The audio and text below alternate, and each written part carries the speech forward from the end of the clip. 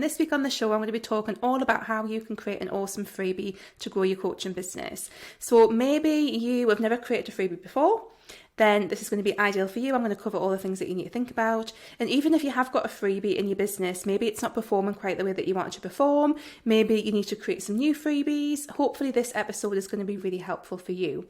So before I get into some of the tips, I just wanted to start off by talking a little bit about what a freebie actually is, because whether you feel that you know what that is already, or if you're new, it's just really helpful to revisit it, because I think it lends a bit of context to what we're going to discuss for the rest of the tips. So a freebie is sometimes also called a lead magnet or a free gift, and basically it's something that you create that is going to offer value. I think that's a really important bit. We're going to get back into that. In exchange for someone joining your email list. Now I say exchange for people that don't necessarily have to join your list to get a freebie. That's sometimes due to GDPR requirements. Sometimes people can just get the freebie and that's it.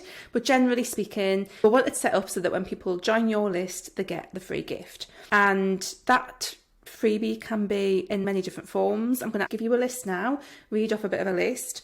So it can take lots of different forms, including a PDF guide, a checklist, a quiz, a video, an audio, a mini course, a discount code, a free call, a section of a bigger paid offering, for example, a chapter of a book. So there's lots of different things. That's not exhaustive either. There's lots of different things that a freebie can be. And again, you really want whatever it is that you create, you want it to appeal to your ideal clients. And the reason why freebies work so well is because they're enticing. We want people to want them, and we want the right people to want them, because we want the right people on your list so that you can then build a relationship with them through your email list and direct them towards your paid offerings. That's essentially what it's all about.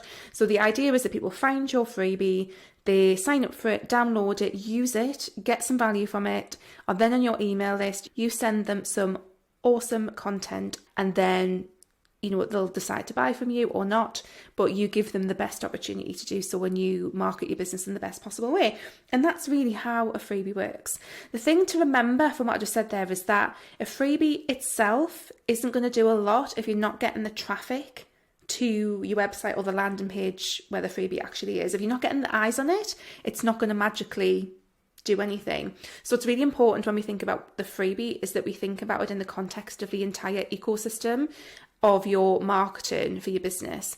So it has to link in with the other things. So like I said, we really want to be thinking about, are we getting eyes on this freebie? And if not, how can we do that? And also the other side of it is, what do we do after we've got those people on our email list as well?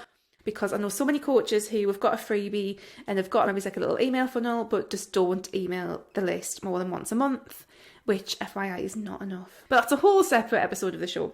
So that's what a freebie is in a nutshell. And some of the things to consider if you want to make your freebie more awesome is choosing the right topic. So we want to be thinking about our ideal clients, of course, and we want to be thinking about the things that they might be struggling with, the problems, the aspirations that they might have, and we want to consider what can we create that is going to help them with something around that. We also want to be thinking about how can the topic of this freebie dovetail into our paid services. And what I found is that the best freebies closely relate to the paid thing that it is that you're offering, so that the paid thing feels like a natural next step and that the freebies really drawing in the right people for that offer. So you really want to think about that when it comes to picking the topic. Is the topic solving a problem, helping someone with an aspiration, and is it linking to your paid offering? Those are the main things that you want to think about from that point of view. And then you want to think about choosing the right format. So again, this is somewhere that I've seen people get a bit stuck with before, is as I've listed all of those different things that you can create, we want to think about using a format that also obviously is going to work for the topic, because we want to make it make sense. And sometimes to adequately help someone through a certain topic, it needs to be in a certain format, and that's fine. But we want to think about our ideal clients, and is this usable for them? Or can we create this in multiple different ways and serve it to them in multiple different ways? So for example, if your ideal clients are busy mothers, giving them an hour-long training video might not be the most usable thing, and they might not get any results out of it, and we want people to get results from what it is that we are offering. But then there's also the fact that perhaps it's about, can we share things in multiple different formats? So if your original thing was a hour-long video training, can you share that as an audio? Can you split the audio into 10-minute sections and share that as little, like almost like a little mini downloadable podcast? Can you write up some notes in a PDF? So give it to people in multiple different options. This is something I'm really exploring in my business right now, and hopefully over the next couple of months I'll be able to offer some of my freebies in various different formats so that people get to digest them in the way that they most enjoy and that is going to work most for them. And this comes into learning styles. It's not even just, is she a busy mother, or like whatever their situation is, it just comes down to different learning styles as well. So I think it can be really beneficial to offer things in different formats. And then we also want to make sure that we are offering value. And something that I see with a lot of coaches is that they're really afraid to offer some of their best work for free, because they feel like if I serve people too much in my free stuff, no one's going to want to work with me in my paid capacity. And that's actually a bit of it's not really what happens.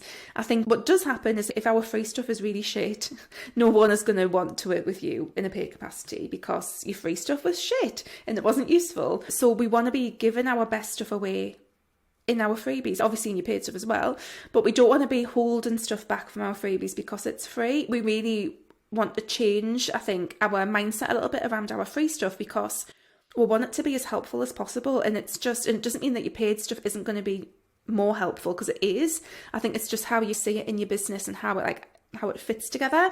And this kind of comes back to that ecosystem and how these different pieces of your business connect. So one of the things that gets on my wick a bit about other businessy people, businessy gurus, is that break things down into these little silos when actually like everything's connected in your business. It is an ecosystem. Everything is linked. So just focusing on email list growth is really hard, because you need to be looking at your freebie, you need to be looking at your wider market, and you need to be looking at this and this. And unless they're covering all of those things, then it's just kind of not really going to do anything.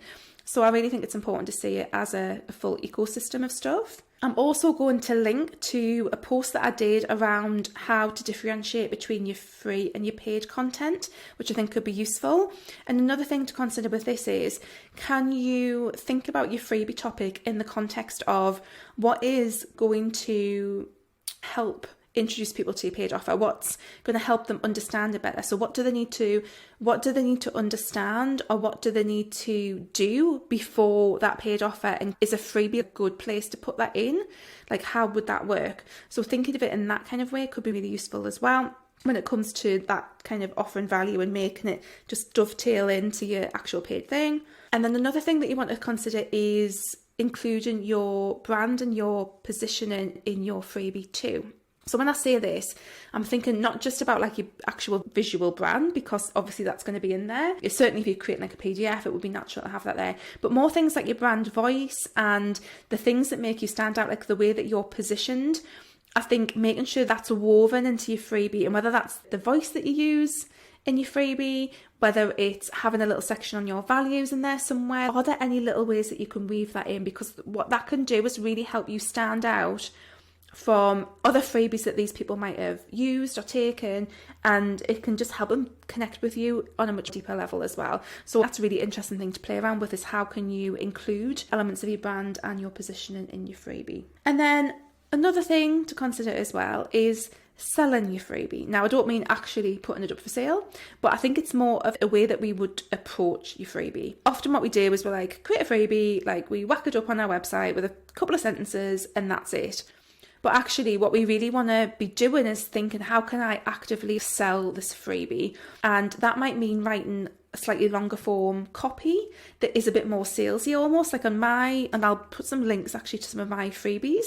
So I'll put a link to my Pinterest planner, I've got a blog post checklist, I've got a 0 to launch guide. I'll put some links in the description that goes with this show to those different pages, but it might be slightly longer form copy where you're actually really talking about, this is what you're going to get, and this is why it's awesome, and as a result of using this freebie, this is what you can experience. And I think all of those things are super, super helpful, because we want to really, for someone to join your email list, like that's another bit of stuff in their inbox. Like I really take this quite seriously with mine. If I'm in your inbox, like I'm really honoured to be there. Like I know how busy my inbox is. I'm even more honoured if you're reading my stuff. So I really want to sell my freebie and really say, this is awesome, you need this freebie, it's going to help you in all of these different ways. So you might want to write slightly longer copy for almost like sales style copy to accompany your freebie, and that can be super useful as well. And then just finally, just to echo what I've already been saying through this episode, you really want to consider how you can include this within your business ecosystem, certainly your marketing ecosystem.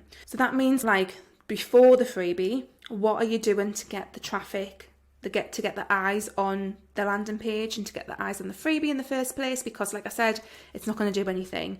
So that might be things like, are you doing SEO? Are you using a blog? Are you using Pinterest? Those are my favorite ones to use. If you have Instagram, are you regularly, and I'm rubbish at this, but if you have Instagram, are you regularly talking about your freebies and promoting them and getting people to move over from Instagram to your email list? Whatever your main marketing platform looks like, how are you getting eyes on your freebie? So that's the first thing you want to think about. And then the other thing is what happens after they've downloaded the freebie. So the other part of the equation is, are you going to create an email sequence or some kind of funnel that's going to help build a relationship with the people who have joined your list, serve them even more value, and direct them towards your paid services as well? So that's the other side of it. And then another thing to consider with like your whole business ecosystem might be if you have more than one paid service, and this might be something that happens as your business grows and develops, depending on what stage of business you're at. Do you want to have more than one freebie? Like, I've got multiple freebies, most of which lead to a different paid service. I'm actually in the process of reviewing all of my freebies, which is why this is quite high up in my mind at the moment. So do you need more than one freebie basically? And like I said, the freebie should be aligned with the paid service. So it might be that if you have quite different paid services, that you do need multiple freebies. It's really up to you and how it fits into your business. But I've found that having multiple freebies can work really well. And it just means that because my business is quite broad and I'm not super niched, I find that having multiple freebies just makes sense for some of the different programs and things that I offer. But it can be fun as well, and I just really like the process of creating a freebie. It's like a gift to my people. I just really enjoy doing it. So giving value, and actually perhaps that's a really nice mindset way to look at it, is that this is a gift to the people who I want to serve, and I want to make it like really fucking awesome and really work for people. And this is why I want to offer stuff in multiple different formats so that it's really helpful and people can really use it and get something out of it. So I think those things are really useful. So just to recap those tips that I've already shared. So we talked about what a freebie actually is. We've talked about choosing the right topic. We've talked about choosing the right format. We've talked about offering really great value.